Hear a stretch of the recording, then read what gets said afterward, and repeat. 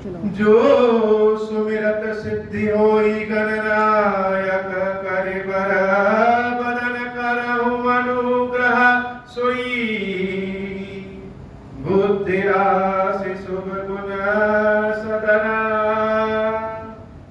बंदौ गुरुपद पदुम परागा सुरुचि सुबास सरस अनुरागा मंगल भवन अमंगल हारी उमा सहित जेहि जपत पुरारी सुमिर शिवा शिव पाई पसाऊं बरनऊं राम चरित चित जाऊं पानी ग्रहण जब कीन महेशा हर्षे तब सकल सुरेशा हरिया राम चरित्र सब आए प्रेम पुलक लोचन जल छाए कवन सो काज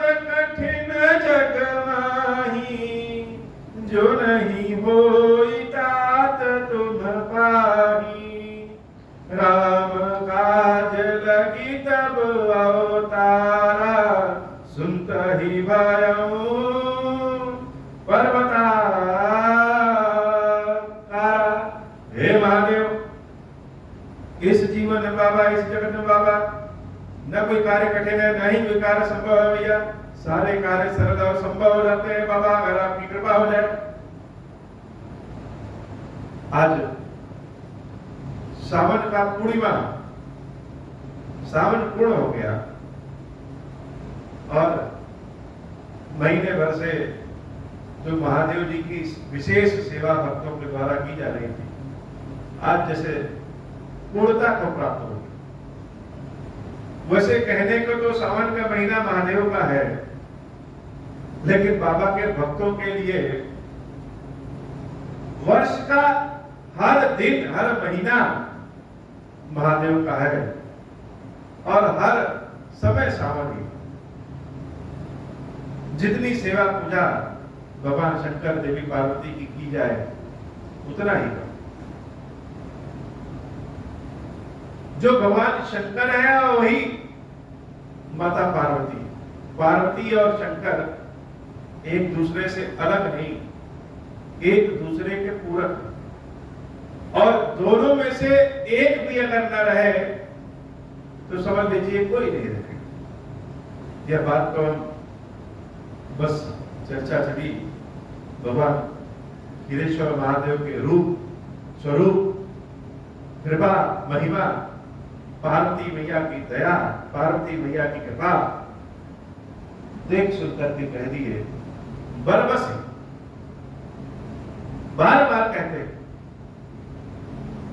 कि पार्वती मैया जैसा धन्य संसार में कोई नहीं, और तुलसी बाबा भी यही कहते। जहां जहां देवी पार्वती का वर्णन आया है, वहां वहां तुलसी बाबा के जैसे रोम रोम खड़े हो गए, रोमांच आ गया। शंकर जी, पार्वती जी का नाम अगर कान में पहुंच जाए तो हृदय में रोमांच आ जाता है, गिरा अर्थात वाणी गदगद हो जाती, और वो भगवान शंकर और पार्वती मैया राम नाम को सुनकर के गदगद हो जाते हैं। ये तो अनेक कारण हैं जिसके कारण पार्वती भगवान शंकर को बहुत प्रिय,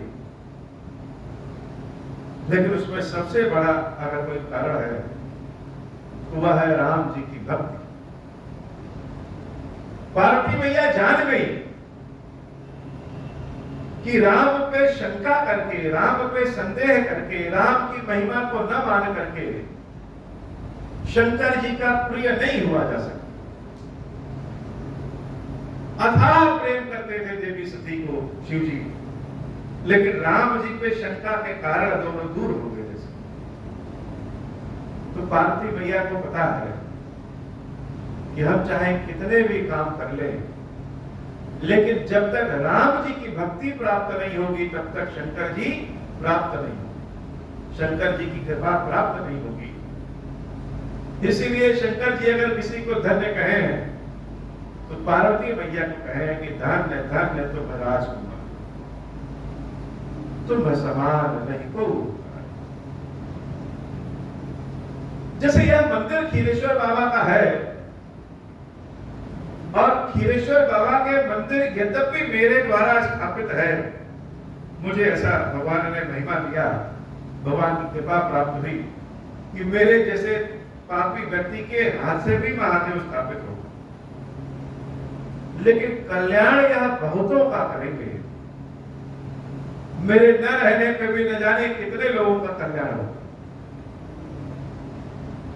यद्यपि स्वार्थवश हमने बाबा को यहाँ पे स्थापित किया, बुलाया, लालचवश बुलाया, लेकिन यह स्वार्थ, यह लालच बहुतों के कष्ट को दूर करे।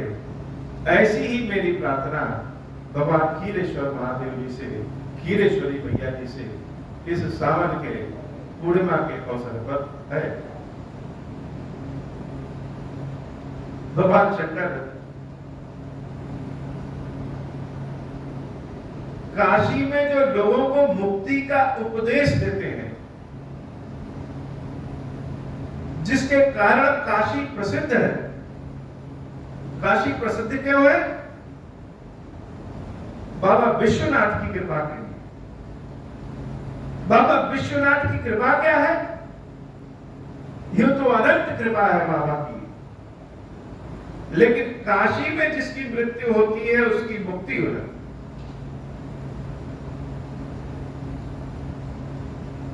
इसलिए काशी प्रसिद्ध है। तो काशी में किसी की मृत्यु होती है तो मुक्ति कैसे होती है? तो मुक्ति होती है महामंत्र जो जपत महेशु काशी मुक्ति हेतु उपदेशु। राम जी की महिमा ही शंकर जी से शुरू होती है।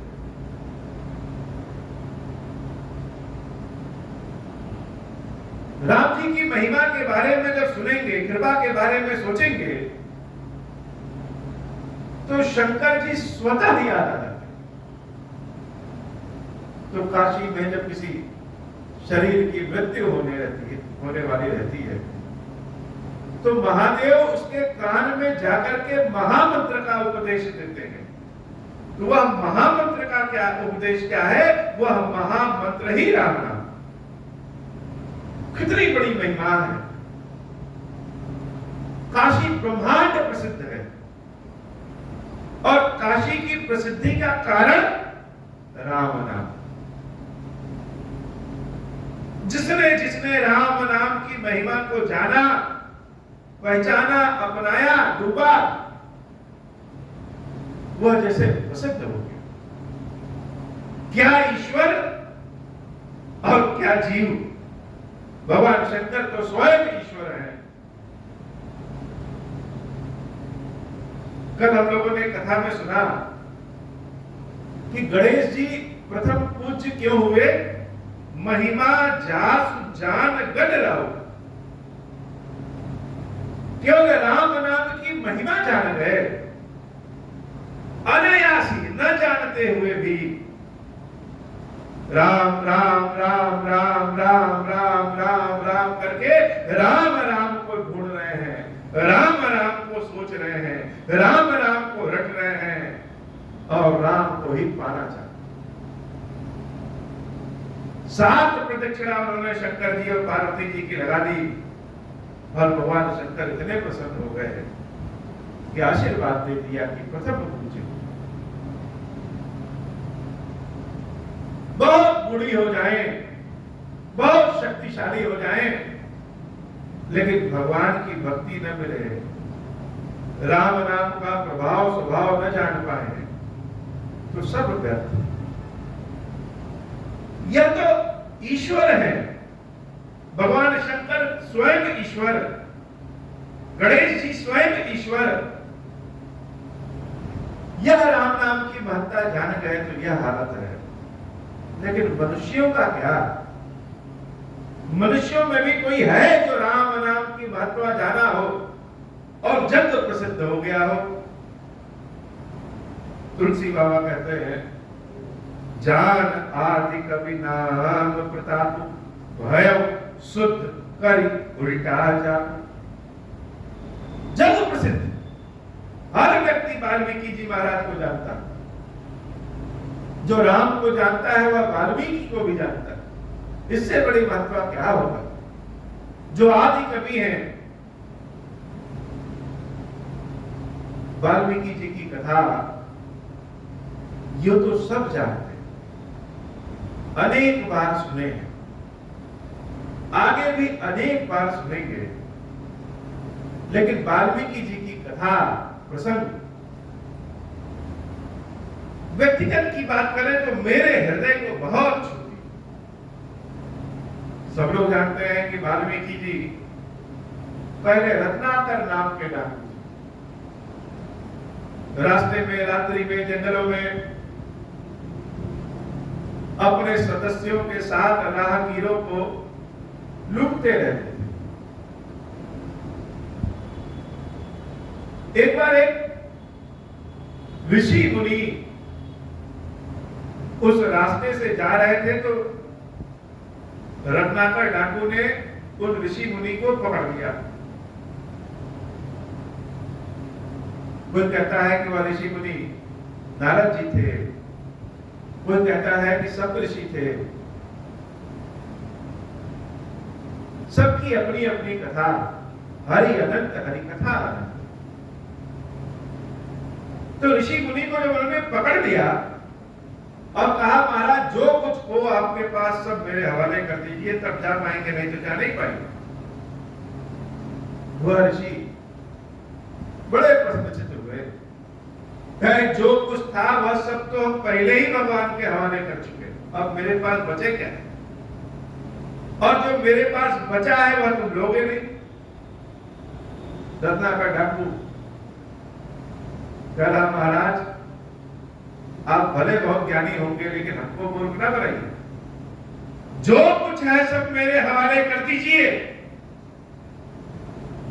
उन ऋषि ने कहा, कर देंगे, लेकिन मेरे कुछ प्रश्नों का उत्तर दो। रत्नाकर ने कहा, महाराज प्रश्न और उत्तर के जाल में हमको नहीं फंसना, मुझे अपना काम करने दो। महर्षि ने कहा, नहीं, मेरे प्रश्नों का उत्तर दो, वह तुमको मिल जाएगा रत्नाकर, जो आज तक तुम कभी प्राप्त नहीं, सोचे भी नहीं होंगे कि जो हम तुमको देंगे। अब रत्नाकर डाकू तो लालच में, अच्छा पूछिए महाराज प्रश्न क्या? उन महर्षि ने कहा कि ये बताओ, यह लोगों के साथ मारपीट, छीना झपटी, यह पाप, यह किसके लिए? रत्नाकर डाकू तो जैसे आवाज ही नहीं मुंह से निकल रही। बड़े बड़े बहादुर लोग भी जहां ज्ञान का प्रश्न आता है वहां दुबक जाते हैं। बड़े बड़े बहादुर लोग,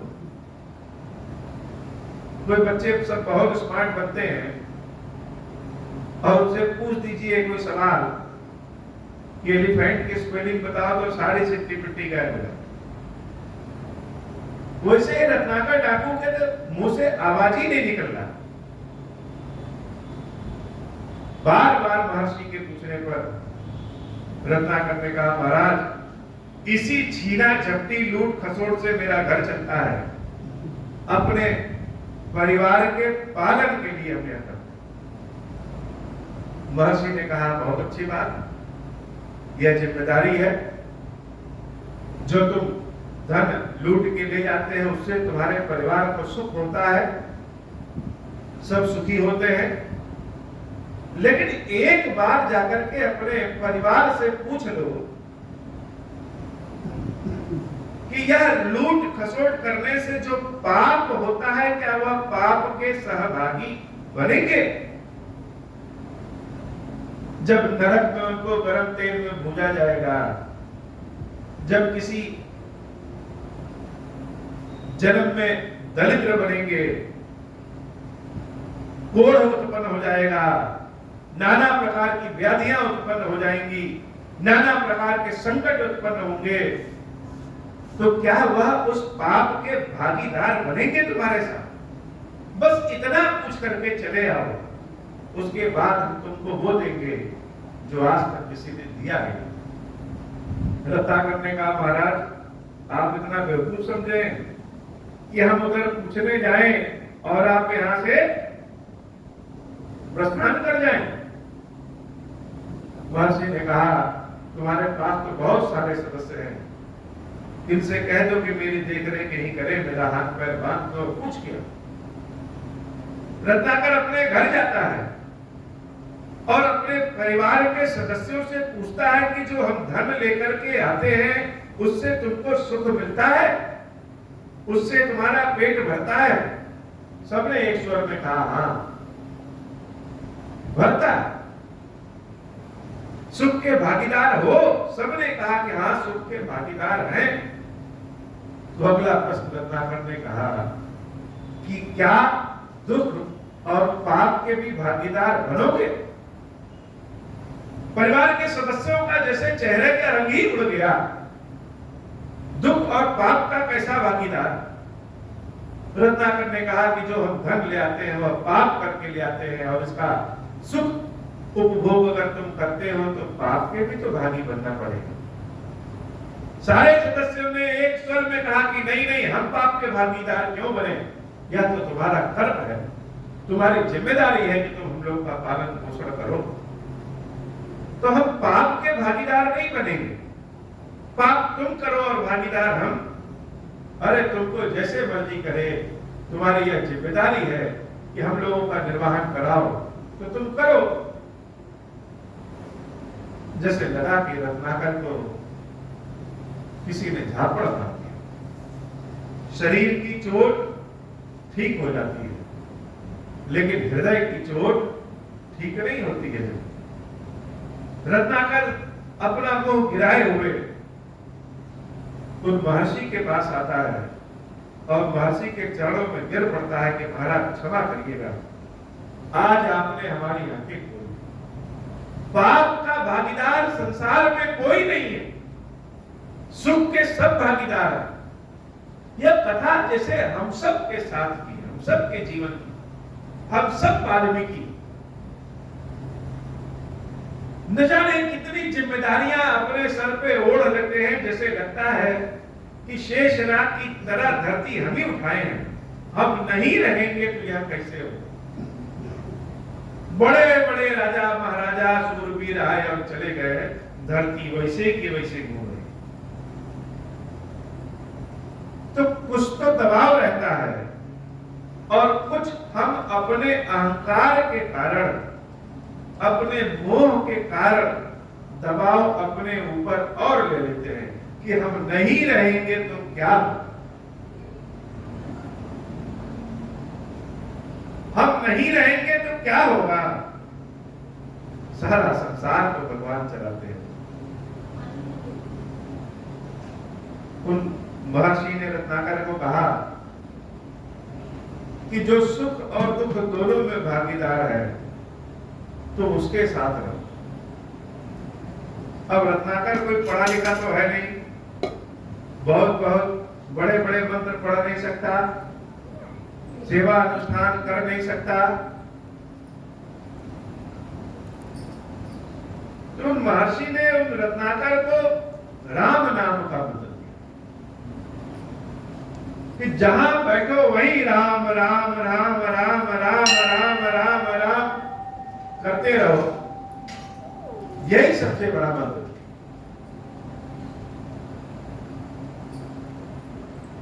अब वह जो डाकू रत्नाकर जो लूटपाट किया करता था, एक जगह बैठ के राम राम राम राम राम राम नाम का महामंत्र का जाप करते रहे। जब गांव के लोगों ने, आसपास के लोगों ने जाना कि रत्नाकर बड़ा सीधा हो गया है, अहिंसा धर्म को अपना लिया है और राम राम करता रहता है, तो सारे गांव वाले लाठी लेकर के रत्नाकर को मारने लगे। जब तक टेढ़े रहिए तब तक कोई नहीं बोलेगा, और जहां सीधे होइए तुरंत लोग चढ़ जाते हैं। लेकिन रत्नाकर को तो राम नाम का धुन हो गया। गांव वालों ने उसको मार मार के गांव से जैसे बाहर कर दिया। तभी वो महर्षि आए। महर्षि ने गांव वालों से रत्नाकर को छुड़ाया और कहा, आप लोग इसे क्यों मार रहे? गांव वालों ने कहा, महाराज पहले यह राक्षस था, डाकू था, न जाने कितने लोगों को मारा है, कितना पाप किया है। अब यह पाखंडी राम राम मुंह से निकाल रहा है। इस पापी के मुंह से राम नाम हम निकलने नहीं देंगे। यह राम नाम को भी अपवित्र कर रहा है, पाखंडी है, कल फिर से यह डाकू बन जाएगा। महर्षि ने कहा, चलो ठीक है, यह राम राम तो नहीं करेगा, लेकिन अगर राम का उल्टा मरा मरा तो कर सकता। गांव वालों ने कहा कि हाँ ठीक है, मरा मरा कहेगा, जो कहेगा एक दिन ऐसा आएगा कि मर ही जाएगा। मरा मरा कहने में हम सबको कोई आपत्ति नहीं। नाली से नहीं क्रॉस करते बेटा। उन महर्षि ने रत्नाकर को कह दिया कि गांव के बाहर बैठ करके मरा मरा कहे। जैसे गुरु ने कोई मंत्र दे दिया, और गुरु ने जब मंत्र दिया तो उस मंत्र पे शंका संदेह नहीं करते। रत्नाकर गांव के बाहर बैठ करके राम राम राम राम राम की जगह मरा मरा मरा मरा मरा मरा मरा मरा का मंत्र जाप करने लगा। मुंह से भले मरा मरा निकल रहा है, लेकिन मन में तो राम ही राम। धीरे धीरे सांसारिक बंधन जैसे छूट गए और राम में मन लग गया। हम जब ईश्वर के समक्ष पहुंचते हैं विनती करने, हो सकता है शब्द कुछ और कहें, स्तुति कुछ और करें, लेकिन हमारे मन में क्या है यह भगवान जानते हैं, और हमारे मन की इच्छा पूरी करो। रत्नाकर के मुख पे मरा मरा भले है, लेकिन मन में तो राम राम। एक जगह बैठे बैठे मरा मरा मरा मरा मरा करते करते वह मरा मरा ही राम हो गया। और रत्नाकर के चारों ओर वह इतने सीधे हो गए कि चींटियों ने, दीमकों ने अपना घर बना लिया। जो व्यक्ति डाकू था, जिससे लोग डर करके भागते थे, ऐसा समय आ गया कि चींटी भी उससे, दीमक भी उससे नहीं डरती है। और इन दीमकों चींटियों के घर को बाल्म कहते हैं, और उसी बाल्म से वाल्मीकि बना। महर्षि वाल्मीकि बन गया एक डाकू। और जब उनके मुख से कविता निकली, राम नाम का रामायण निकला, तो जैसे मुंह से साक्षात सरस्वती निकल रही हो। बाबा कहते हैं, जान आदि कभी नाम प्रतापू, भय शुद्ध कर उल्टा। राम का उल्टा नाम जाप करने पे भी शुद्ध हो गए। राम नाम की महिमा प्रभाव को वाल्मीकि ने जाना और जगत प्रसिद्ध हो गए। सहस्र नाम सब मुनि शिव वाणी, जब विजय की संत हुआ। एक बार भगवान शंकर बैठे हैं, भोजन बड़ा ताजा ताजा बना हुआ है, पार्वती मैया ने बनाया, खीर पूरी पनीर की सब्जी, और भोजन करने के लिए महादेव बैठे हैं, लेकिन अकेले भोजन कर नहीं सकते। जब तक अन्नपूर्णा भोजन न परसे।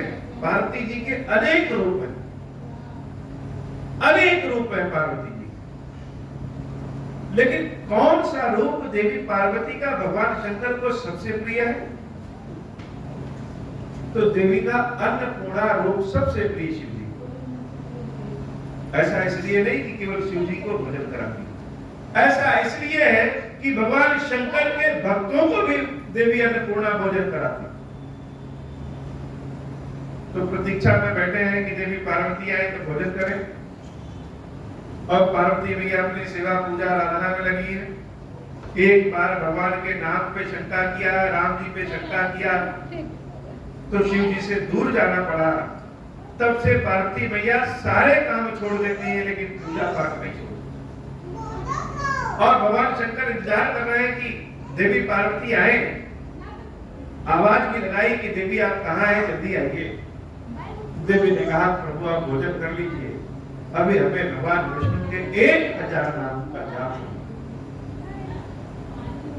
भगवान शंकर ने कहा देवी एक बार का राम नाम का जाप भगवान विष्णु के 1000 नामों के बराबर, इसलिए राम राम कहिए। और जो काम बड़े छोटे में हो सकता है उसको बड़ा करने की क्या आवश्यकता है। अब कोई बात शिव जी अपने मुंह से कहें और सत्य ना हो, ऐसा कैसे। तभी से कहा जाने लगा सहस नाम सम सुनि शिव बानी जपि जय पिय संग भवानी। भवानी भगवान शंकर के साथ बैठ के राम नाम का जाप करती है। क्यों? क्योंकि यह राम नाम शिव जी को भी प्रिय है और पार्वती को भी प्रिय है। ऐसी राम नाम की महत्ता है, और राम नाम की महत्ता को जान करके ही पर्वत की पुत्री पार्वती जगदम्बा बन गई। हर्षे हेतु हेरि हर ही को किय भूषण तिय भूषण ती को। जैसा प्रेम भगवान शंकर पार्वती से करते वैसा प्रेम कौन कर सकता। अपने शरीर का आधा भाग शंकर ने पार्वती जी के लिए छोड़ दिया। पार्वती ने अपने आधे भाग को, इतनी सुंदर पार्वती अपने आधे शरीर को शंकर जी के लिए छोड़ दिया, और दोनों एक और एक मिलकर के दो न होकर के एक हो, जिसको कहते हैं अद्वैतवाद। गणित में एक और एक मिलकर के दो होते हैं, लेकिन प्रेम में, अद्वैतवाद में दो मिलकर के एक हो जाते हैं। तभी से भगवान शंकर ने राम जी की भक्त जान करके, राम जी का प्रेम जान करके पार्वती को अपने आभूषण के रूप में स्वीकार कर लिया। नाम प्रभाव जान शिवनी को कालकूट फलुदीन अमी को। राम नाम का प्रभाव सुनिए। जब देवता लोग और राक्षस लोग, दोनों लोग भीषण दरिद्रता में जी रहे थे। क्यों? क्योंकि ऋषि ने लक्ष्मी मैया को श्राप दे दिया कि आपका लोक हो। अब लक्ष्मी जी के बिना क्या राक्षस और क्या देवता कोई नहीं जी सकता। लक्ष्मी आए कहां से? यह समस्या सिर्फ आज की नहीं है कि लक्ष्मी कहां से आए। यह समस्या सिर्फ मनुष्यों की नहीं है कि लक्ष्मी कहां से आए। यह समस्या सदैव रही। तो जहां पे लक्ष्मी का होता है वहां पे शत्रु, दो शत्रु भी आपस में मित्र हो जाते हैं। देवता और राक्षस भी मित्र हो गए। दोनों मिलकर के शंकर जी के पास गए कि महादेव वापी उपाय बताइए, दरिद्रता दूर कैसे। भगवान शंकर ने कहा समुद्र का मंथन करना है। इसके लिए देवता और राक्षस को एक होना पड़ेगा, तब जाकर के लक्ष्मी की प्राप्ति होगी। लक्ष्मी के नाम पे देवता और राक्षस एक हो गए और एक होकर के समुद्र का मंथन किया। रजोगुण, तमोगुण, सतोगुण जब सब एक हो जाता है तब संसार चलता है। और जब किसी को कोई सलाह दीजिए, अगर फायदा हो गया तो कोई पूछने नहीं आता, अगर घाटा हो गया तो लोग नाम ले लेकर के मार डालेंगे। जब तक लोगों को रत्न मिले तब तक तो लोग बड़े प्रसन्न थे।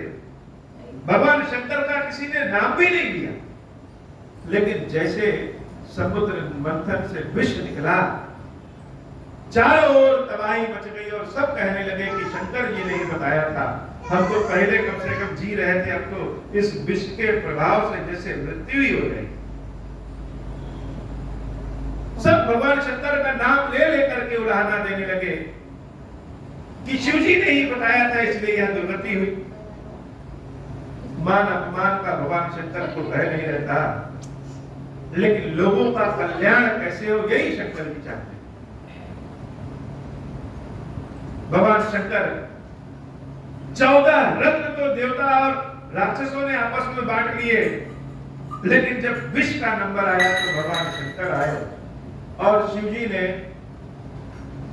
सारे विष को एक पात्र में इकट्ठा करके राम बोलते हैं और मुंह खुलता है और अपने मुख में विष को डाल लेते हैं और मां बोल करके मुंह को बंद कर देते हैं।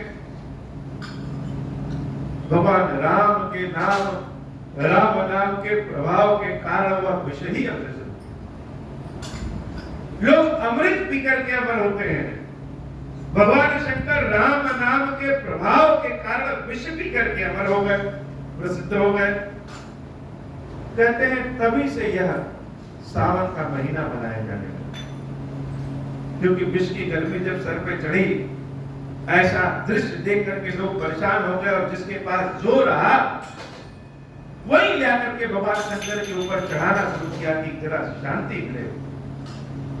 अपने स्वामी को विष पीता देख जान करके सर्प लोग भी विष पान कर लिए, तब से उनके अंदर भी विष हो गया। ये सारे जो कीड़े मकोड़े हैं सब शंकर जी के पास चले गए, अच्छे लोग एक भी नहीं। इसलिए भगवान शंकर को सब प्रिय है। तो राम नाम के प्रभाव के कारण विष अमृत हो गया। यह राम नाम का ही महिमा। भगवान शंकर का गला नीला हो गया और नीलकंठ के नाम से प्रसिद्ध हुए। नारायण ने सोचा कि जब मेरे स्वामी का गला नीला है तो हम अपने पूरे शरीर को ही नीला कर रहे हैं। श्याम रंग में स्वयं भगवान विष्णु हो जाते हैं। यह राम नाम का प्रभाव है। नाम प्रभाव जान शिव जी को, काल कूट फल दीन कवि। मंगल भवन अमंगल हारी, उमा सहित जेहि जपत पुरारी। मंगल भवन अमंगल हारी, उमा सहित जेहि जपत पुरारी। वर्षा ऋतु रघुपति भगति, तुलसी सारि सुदास। यह वर्षा ऋतु जो है, तुलसी बाबा कहते हैं कि बड़े बड़े ज्ञान लेकर के कोई क्या करेगा, राम नाम का प्रभाव अपने सांसारिक जीवन में जान ले कि प्रभु की भक्ति ही वर्षा ऋतु है। यह भगवान की जो भक्ति है यह वर्षा ऋतु है। नहीं करो। और जो भगवान के भक्त हैं यह धान चावल। जैसे धान बिना वर्षा के तो बढ़ नहीं सकते, बिना धान के संसार जी नहीं सकता।